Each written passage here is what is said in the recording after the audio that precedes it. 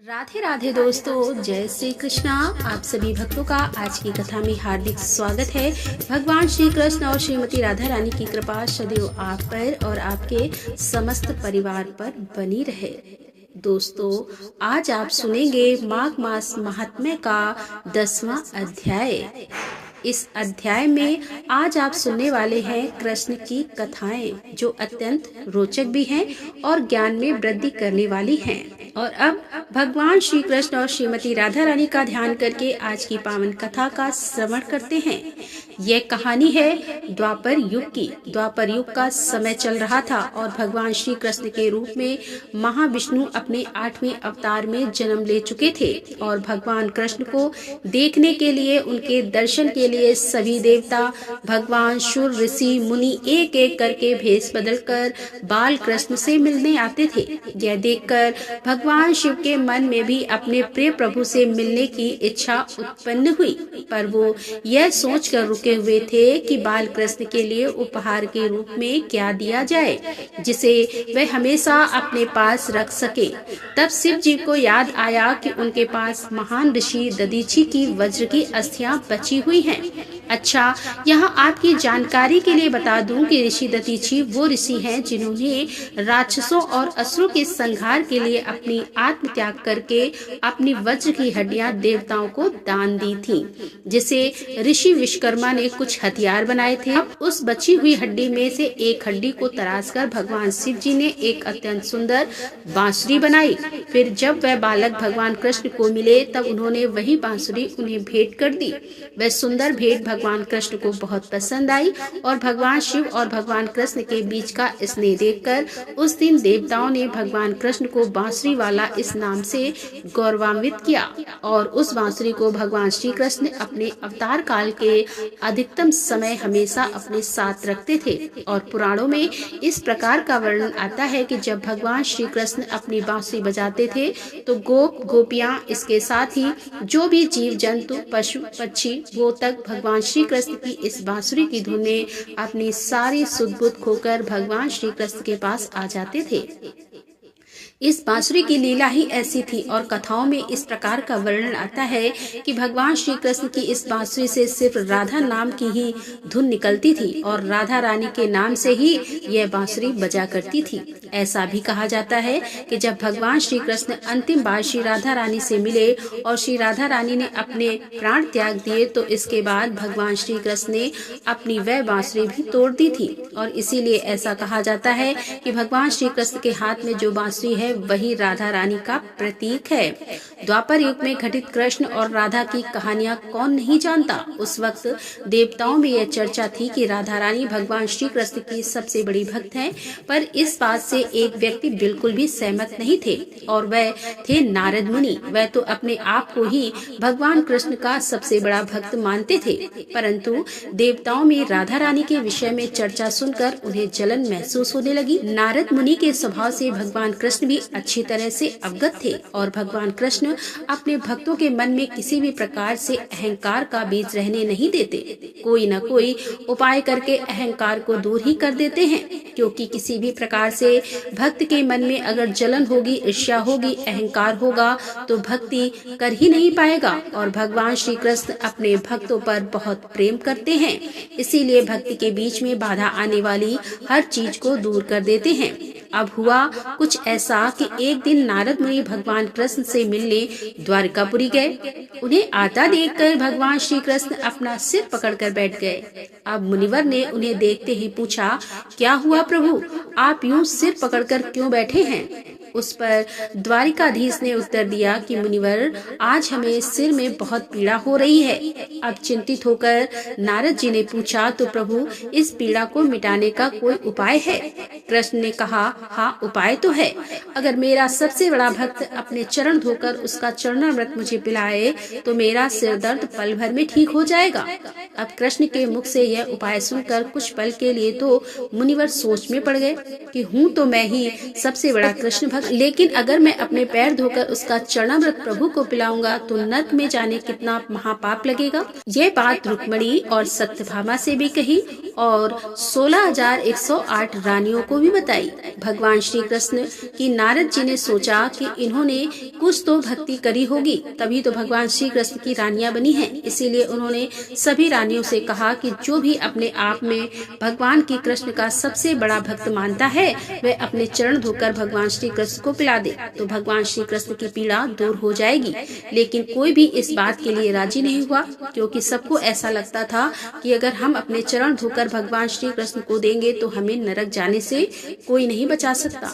अब जब नारद जी को कहीं से भी भगवान कृष्ण की पीड़ा का इलाज नहीं मिला तो उन्होंने सोचा कि राधा को भी तो सब भगवान कृष्ण का बड़ा भक्त मानते हैं। इतना सोचने के बाद ही भगवान श्री कृष्ण से आज्ञा लेकर तुरंत ही राधा रानी के महल में जा पहुँचे और उन्हें प्रभु के सिर में हो रही पीड़ा उसके उपाय के बारे में वृतांत सुनाया।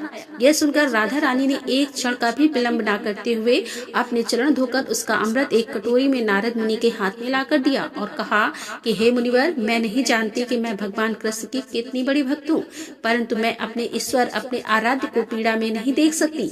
राधा के मुख से सच्चे भक्ति भाव के शब्द सुनकर नारद मुनि की आंखें खुल गईं और वह समझ गए कि राधा रानी ही कृष्ण की सबसे बड़ी भक्त है और प्रभु श्री कृष्ण ने यह लीला मुझे समझाने के लिए रची थी। बात अगर कृष्ण की भक्ति की आए तो एक और कहानी आती है कि भगवान कृष्ण की प्रिय भक्त थी कर्माबाई। कर्माबाई बचपन से ही अपने पिता जीवन राम को कृष्ण भगवान की पूजा करते हुए देखा करती थी। वह कभी भी कृष्ण भगवान को भोग लगाए बिना भोजन ग्रहण नहीं करते थे। जब कर्माबाई 13 साल की थी तब एक दिन जीवन राम को तीर्थ पुष्कर स्नान के लिए जाने की इच्छा हुई और साथ में ही उनकी पत्नी ने भी पुष्कर स्नान की इच्छा प्रकट की। जीवन राम अपनी बेटी को भी अपने साथ पुष्कर ले जाना चाहते थे, लेकिन दुविधा यह अगर घर से बाहर गए तो श्री भगवान कृष्ण को भोग लगाएगा कौन। तब जीवन राम ने इस नित्य कर्म की जिम्मेदारी कर्माबाई को सौंपी और कहा कि देखो बेटी, कर्मा सुबह भगवान कृष्ण को भोग लगाने के पश्चात ही तुम भोजन ग्रहण करना। कर्मा ने भी अपने पिता की हाँ में हाँ भर दी। अब अगले दिन सुबह कर्माबाई ने उठकर सबसे पहले गुड़ और घी डाल के बाजरे का खिचड़ा बनाया और भगवान कृष्ण की मूर्ति के सामने रख दिया और बोली, भगवान, मैंने आपका भोग रख दिया है, आपको जब भूख लगे तब खा लेना, तब तक मैं घर के काम पूरे कर लेती हूँ। इतना कहकर कर्मा अपने घर के कामों में जुट गई और काम करते करते ही बीच बीच में भगवान कृष्ण को भी देखती कि भगवान कृष्ण ने खिचड़ा खाया कि नहीं। अब वे बार बार देखती, लेकिन भगवान ने तो अभी तक खिचड़ा नहीं खाया है। अब उसे संदेह हुआ कि शायद खिचड़ी में घी और गुड़ कम है, इसीलिए कृष्ण भगवान भोजन ग्रहण नहीं कर रहे हैं। तब कर्माबाई ने खिचड़ा में थोड़ा गुड़ और घी और मिला दिया और मूर्ति के सामने बैठ गई और बोली कि भगवान, मेरे पिताजी जब खिलाते हैं तब तो आप खा लेते हो, तो अब क्यों नहीं खा रहे हो? और अभी तो पिताजी बाहर गए हैं, उन्हें आने में बहुत दिन लगेंगे, तब तक आपको भोग लगाने की जिम्मेदारी मुझे दी गई है, इसीलिए जब तक आप भोजन नहीं खाएंगे मैं कुछ नहीं खाऊंगी। इस तरह जिद पर अड़ी नन्ही कर्मा की प्यारी बातों से कृष्ण भगवान का सिंहासन डोल गया और फिर मूर्ति में से आवाज आई कि बेटी कर्मा, तुमने पर्दा तो किया ही नहीं, तो मैं भोजन कैसे ग्रहण करूं? तब कर्माबाई ने मूर्ति के आगे अपनी चुनरी का पर्दा किया और कुछ ही समय में भगवान कृष्ण की मूर्ति के सामने रखी हुई खिचड़ी की थाली खाली हो गई। अब तो कर्मा रोज सुबह सबसे पहले कृष्ण को बाजरे का खिचड़ा खिलाती और बाद में खुद भोजन ग्रहण करती। कुछ दिनों के बाद जब कर्मा के माता पिता वापस लौटे तो भगवान श्री कृष्ण की लीला देखकर दंग रह गए। इस तरह कर्माबाई ईश्वर कृष्ण की निमित्त भक्त बन गई। अपने जीवन के अंतिम दिनों में कर्माबाई भगवान जगन्नाथ की नगरी जगन्नाथपुरी में एक कुटिया में बस गई थी। वहाँ पर एक दिन कर्माबाई की कुटिया के सामने एक तेजस्वी कांति वाला बालक आया और उसने कर्माबाई से कहा कि मुझे भूख लगी है, माँ खाना दो। उस वक्त भी कर्मा अपने भगवान कान्हा को खिचड़ा का भोग लगा रही थी। फिर कर्मा ने उस बालक को भी खिचड़ा खिलाया और उसके बाद से वही बालक हर रोज कर्मा के हाथ का खिचड़ा खाने आने लगा। यह सिलसिला भी कई वर्षों तक चलता रहा। यह बालक और कोई नहीं, स्वयं जगन्नाथ भगवान थे, क्योंकि जिस दिन कर्माबाई का देहांत हो गया था उस दिन जगन्नाथ भगवान की मूर्ति की आंखों से आंसू बह रहे थे और उसी रात मंदिर के पुजारी के स्वप्न में जगन्नाथ भगवान आए और अपने दुखी होने का कारण बताया कि उनकी परम प्रिय भक्त कर्माबाई गोलोक सिधार गई है। मैं रोज सुबह उसके हाथ की खिचड़ी खाता था, अब मुझे खिचड़ी कौन खिलाएगा? अगले दिन से मंदिर के पुजारियों ने निर्णय लिया कि भगवान को रोज बाजरे की खिचड़ी का भोग लगेगा और उस भोग का नाम दिया जाएगा कर्माबाई की खिचड़ी। एक बार की बात है कि भगवान श्री श्याम सुंदर माता अंबिका के मंदिर गए और उनसे प्रार्थना करने लगे कि हे अंबिके, आप मुझ पर कृपा करो। माँ बोली, गोविंद आप यहाँ आए हो, यशोदा मैया आपका इंतजार कर रही होगी। अब भगवान श्री कृष्ण कुछ नहीं बोले। तब माता अंबिके बोली, ठीक है, मैं आपका एक रूप मैया के पास स्थापित कर दिया है ताकि आपकी माँ आपकी विरह में रोए ना। तब माँ अंबिका बोली, अब आप बताओ कन्हैया, क्या प्रार्थना है आपकी? कन्हैया बोले, एक बात बताओ माँ, सारे विश्व में सबसे कोमल वस्तु कौन सी है? माँ बोली, कन्हैया, इस दुनिया में सबसे कोमल जो दो वस्तु हैं वह मैंने बनाई है, एक श्री राधा रानी और दूसरे आप। श्री कृष्ण कन्हैया आश्चर्यचकित अवस्था में बोले, माँ, यह तो मैं जानता हूँ कि श्री राधा रानी अति कोमल है, पर मैं भी कोमल हूँ, यह तो मुझे आज पता चला है। आज आपसे एक विनय करता हूँ कि मुझे आशीर्वाद दीजिए माँ। तब माँ अंबिका बोली, कन्हैया, भला आपको आशीर्वाद की क्या जरूरत है? फिर भी बताओ कन्हैया, आपको कौन सा आशीर्वाद चाहिए? तब श्याम सुंदर कान्हा जी ने कहा कि हे अंबिका माँ, एक आशीर्वाद दीजिए कि बस एक आशीर्वाद, जैसा आपने कहा कि मैं अति कोमल हूँ, तब मुझे आशीर्वाद दीजिए कि मैं जो चाहूँ वही बन जाऊँ। माँ मुस्कुराई और बोली, जाओ कन्हैया, आपको दे दिया मैंने वह आशीर्वाद, आप जो चाहोगे वही बन जाओगे। कन्हैया अति प्रसन्न हुए और अपने घर चले गए। तब कन्हैया ठीक श्री राधा रानी के सम्मुख पहुंच गए। कन्हैया श्री राधा रानी के आभूषणों की तरफ देखते जो कि श्री ललिता जी सजा रही थी। राधा रानी को तभी से श्री कृष्ण ने सोचा कि ये आभूषण कितने कठोर हैं, जो मेरी राधा रानी को कष्ट देते होंगे। वह इन कठोर आभूषणों को पहन जरूर लेती हैं, लेकिन केवल और केवल मेरी प्रसन्नता के लिए, मैं सुखी रहूं। परंतु इतनी सुंदर और इतनी कोमल श्री राधा रानी को इन आभूषणों की क्या आवश्यकता? ये देखो, यह कर्ण झुमका कैसे इनके कोमल कानों को कष्ट दे रहा है। गले में लंबा हार तो देखो, इतनी कोमल, और ऊपर से लंबा हार कैसे झुकी झुकी चल रही है। मेरी कोमलता राधा साड़ी तो देखो कितनी भारी, नत बेसर कोमल नाशिका को जकड़ कर बैठी है। तब श्री कृष्ण बोले, अंबिका, माँ ने मुझे कहा है कि मैं अत्यंत कोमल हूँ इस पूरी सृष्टि में, और अब तो मैंने उनसे वरदान भी ले लिया है कि मैं जो चाहूँ बन जाऊँ।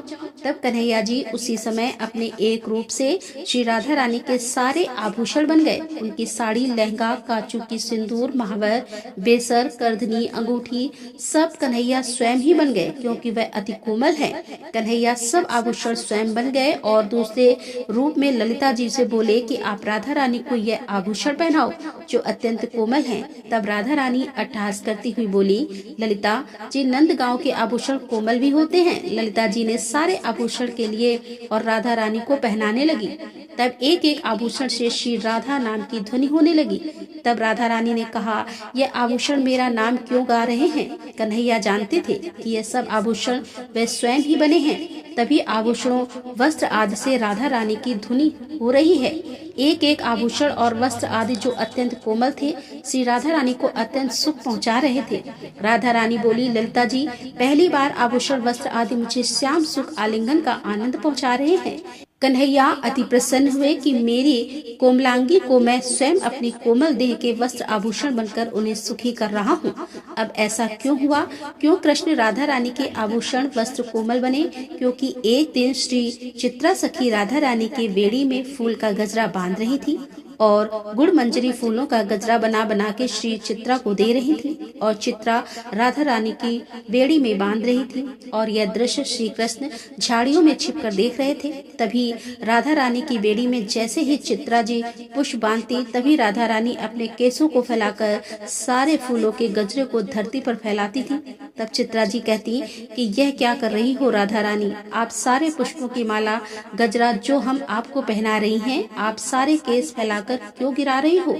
राधा रानी की आंखों में आंसू आ गए और यह सब भगवान श्री कृष्ण देख रहे थे। राधा रानी चित्रा का हाथ पकड़कर बोली, सखी, मैं तुम पर वारी वारी जाती हूँ, परंतु जब तुम मेरे केस में यह फूलों की माला डालकर उन्हें बांधती हो, तब मुझे अत्यंत वेदना होती है, क्योंकि यह काले केस मुझे श्याम सुंदर के वर्ण की याद दिलाते हैं। और जब तुम मेरे श्याम सुंदर रूपी केसों को फूलों से बांधने का प्रयास करती हो, तब मैं दुखी हो जाती हूँ कि तुम कैसे मेरे श्याम सुंदर सुंदर रूपी केस को बांध सकती हो, मैं अपनी शाम को बंधता नहीं देख सकती। बस तभी ही अपने सारे केस श्रृंगार को पल भर में खराब करके सब केसों को खोल कर बोल देती हूँ कि मेरे कन्हैया को कोई न बांधे, चाहे मैं ही क्यों ना हूँ। और जब भगवान श्री कृष्ण ने ये बातें सुनी राधा रानी की, तो उन्होंने अंबिका जी से प्रार्थना की और स्वयं ही राधा रानी के वस्त्र आभूषण सब बन गए, ताकि राधा रानी को कोई कष्ट ना हो। तो प्रेम से जयकारा लगाइए श्री राधे कृष्ण की जय। अब यह कहानी आपको कैसी लगी कमेंट बॉक्स में जरूर बताइएगा। और हाँ, वीडियो अच्छी लगी हो तो लाइक जरूर कीजिए और इस वीडियो को ज्यादा से ज्यादा शेयर किया कीजिए, जिससे कि दूसरे भक्तों को भी श्री कृष्ण भक्ति का अनुभव प्राप्त हो। तो दोस्तों, मिलते हैं अगली कथा के साथ। तब तक के लिए राधे राधे, जय श्री कृष्णा, हर हर महादेव, जय भोलेनाथ।